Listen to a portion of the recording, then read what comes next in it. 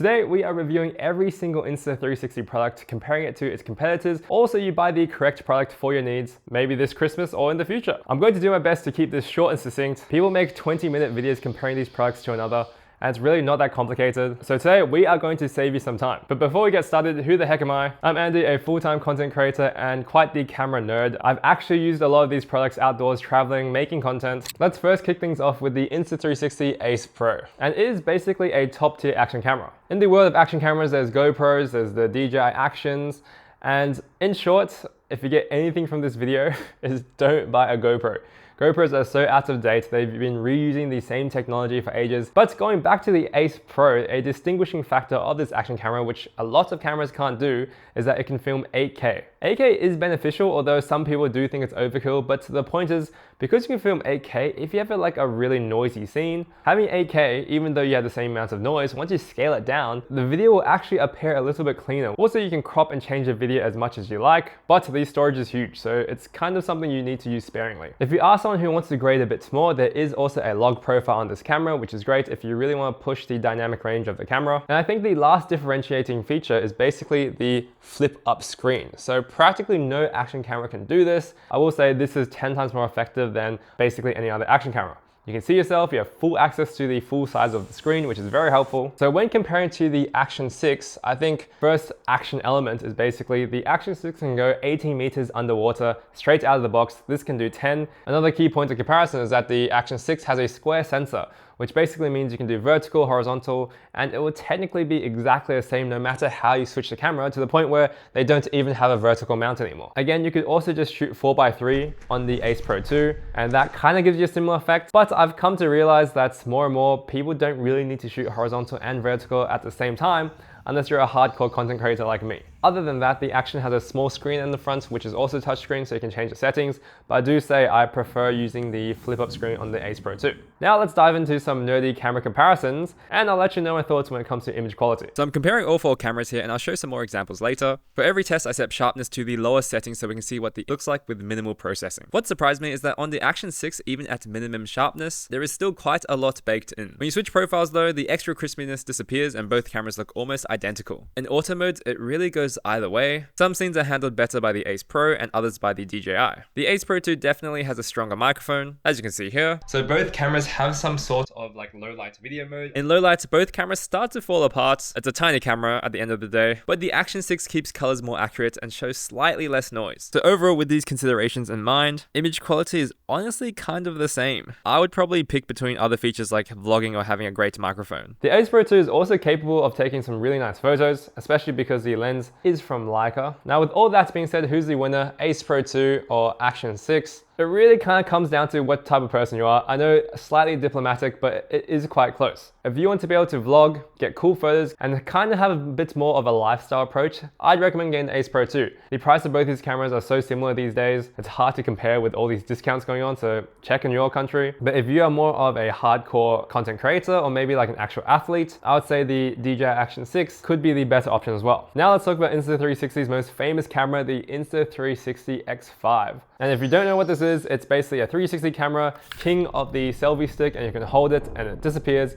replaces drones, gets you a crazy perspective, and once you take the footage, you can make some crazy different types of edits because you capture everything around it. Now, if you think we're going to be diplomatic in this video, I'm going to say it right now, I think this one is better than the DJI Osmo 360 in practically every aspect. The other camera does boast a lot bigger sensors, they claim, and also more 10-bit video. And one thing I forgot to mention is that all Insta360 cameras at this stage are on 8-bits and they also don't have internal storage. That is a bit annoying. I hope that is like changed in the future. The 8-bits, you don't really realize it, to be honest, although you do definitely notice the internal storage a bit more. You definitely need an SD card for all these cameras. But when we do compare this to the DJI 360, basically the software is better. This whole camera system is more stable. Sometimes the DJI 360 has issues removing the selfie stick, and I won't talk about that camera too much because I don't actually own it, since I saw all these problems and I was like, forget it, I don't even want to waste my time. I'll stick to the Insta360 X5. Like I mentioned, you kind of need to have one of these cameras because there's so many different situations that you can't use a drone. Even the inbuilt microphones in this camera work really well.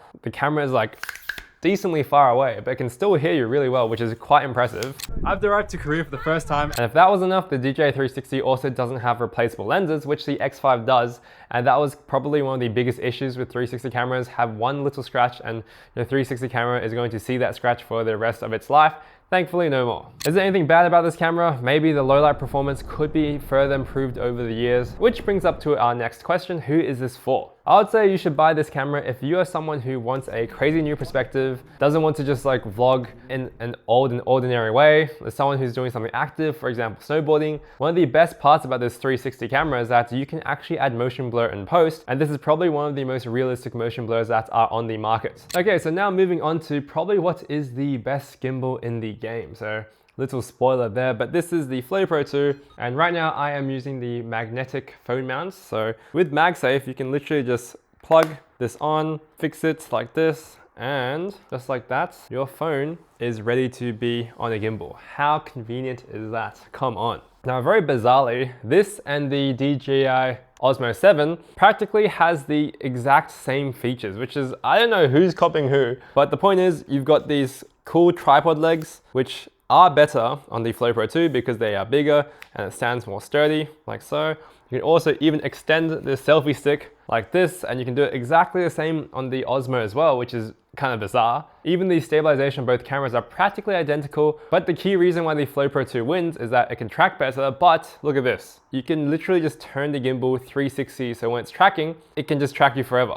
The old 7P could not do this, let alone the brand new Osmo 8 can finally do this, but there is still better turning on this axis. I don't know what is that roll. Point is, there is better tracking on this gimbal because it can turn more freely, which any way you want. It also has this cool little mirror so you can see yourself and you can kind of frame, which the other one doesn't. And I don't even think it's worth firing up, but you can really see here, I'm trying to turn this gimbal. It's turning, it's turning, it's turning, it's turning, and you can't turn it anymore. Whereas I haven't mounted this properly, but you can see how there is an endpoint, whereas the Flow Pro does not do that. So people also ask a lot of the time, what's the point of getting a phone gimbal when iPhones already have great stabilization? And the truth is, if you have tried to hold an iPhone, you need to actually still like ninja walk and try and be remotely steady if you are hand holding an iPhone. Right? If you're doing like a live stream, holding this is 10 times easier. Little shakes are easily corrected, especially when you're walking. Point is, you'll know who you are if you need a gimbal. And this Flow Pro 2, which is almost like 8-10 months, nearly a year old compared to the brand new Osmo 8, this gimbal still edges it out due to its full free range of tilting, being able to track better, and it is probably the gimbal to have. Now, I will also mention that the prices of these gimbals are all practically the same. So if you do find a drastically cheaper one, I'd probably say just buy the cheaper one because they can really do some really similar things and ordinary users might not notice the difference. But if you truly want what's better, I think it's the Flow Pro 2. All right, so lastly, let's talk about the Insta360 Go Ultra. And this is a very fun camera to use. Basically, it's super portable and small. It just pops out here. You can film here and you can see what you're filming, which is very handy, honestly. And it is basically like the travel content creation / vlogger best friend, because you can film yourself super easily and then see exactly what you're doing and how the frame is so you don't miss a shot. Immediately, people start thinking, oh, isn't this kind of similar to the Ace Pro? Because both screens can actually flip up. But I think the main difference is that, first of all, the Ace Pro has a bit of a bigger sensor, so it's slightly better in terms of video performance. And also, the entire Ace Pro is fully waterproof, whereas here on the Go Ultra, only this part where you pop out, so the actual camera, only this is waterproof to up to 10 meters, and this part, which is the housing, definitely is not. So one of the best parts of the Go Ultra is how convenient it is. It has pretty strong magnets on the back, so if you have anything that's actually like metal, you can stick it on and it acts as a free tripod. What I like is the attachment where you can wear this little like medallion under your shirt that sticks right here and attaches really quickly. I'm not sure where that is right now, but I think this is the cleanest chest POV in the market. It doesn't look very silly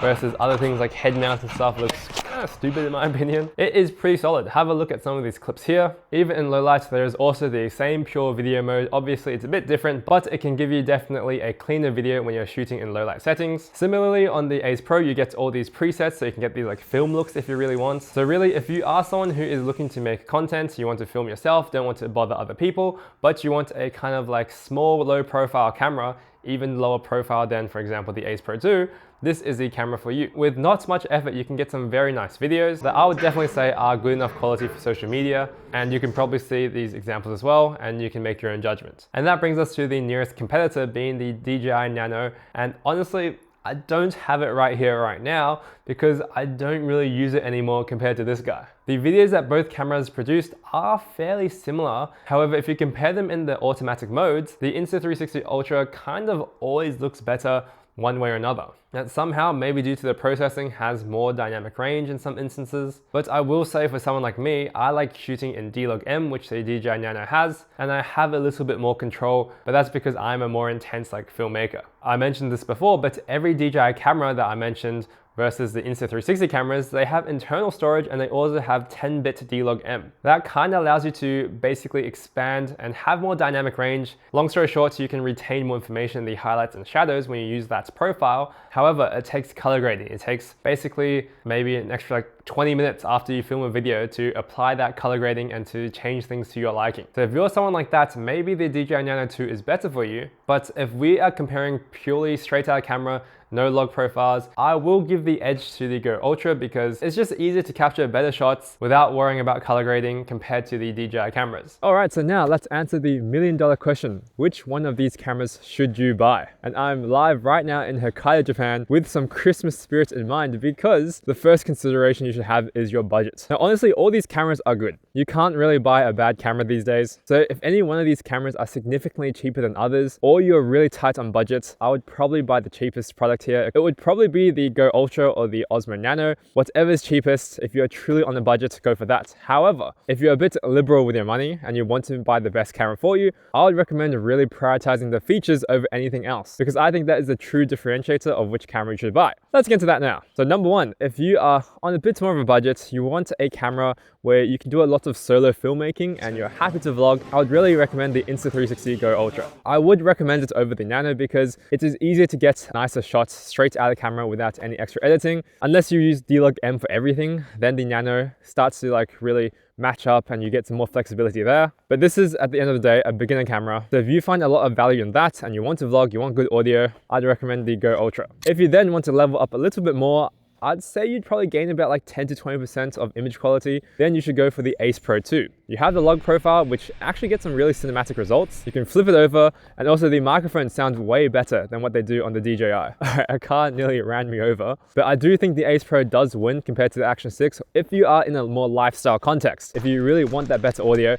and you don't want to use all these external mics. Where the Action 6 reigns supremes are for those try-hard, sweaty content creators like me who want horizontal and vertical at the same time. And again, you're always willing to color grade your images. Straight to the camera, the DJIs don't look that good in my opinion. But in short, for more casual content creators who want to vlog themselves to get nice quality images, go Ace Pro 2. If you want to film horizontal and vertical at the same time, or maybe dive 20 meters deep, the Action 6 is where you should go. Let's talk about the Insta360 X5 real quick. This is the best 360 camera in the game. It's better than the GoPro one. It's better than the DJI 360. Just get it. Trust me, they've been doing this for years. There's really no competition here. Maybe you don't want a new camera. You want to make the most of your smartphone. You should go for the Flow Pro 2. It's older than the new Osmo gimbal, whatever it's called. And honestly, it's practically better. Not better by much. Again, whatever's cheaper, you could probably go for, but the Flow Pro 2 is definitely better. Now, lastly, an honorable mention to the DJI Pocket 3. I didn't really cover it in this video because it's a bit different. Without some updates, I feel like this is a purely video focused camera that is only in horizontal. Obviously, you can get a cropped vertical video, but it's not that great compared to all these other cameras where you can just turn over and film vertical. If you want to make YouTube videos, you can walk around with that thing. It's nice and stable and gives great video. If you want to take photos, if you want to take vertical videos, it's a really clunky experience in my opinion because you can't really turn it over. It's kind of silly in that case if you do that. And also, if you want to take photos, you gotta swipe through the menus. Again, you can't take vertical photos because it's weird. I hope you got some clarity and you know exactly what you want to buy now. And with that note, 2026 is going to be a huge year. Thank you so much for watching to get this far, and Merry Christmas.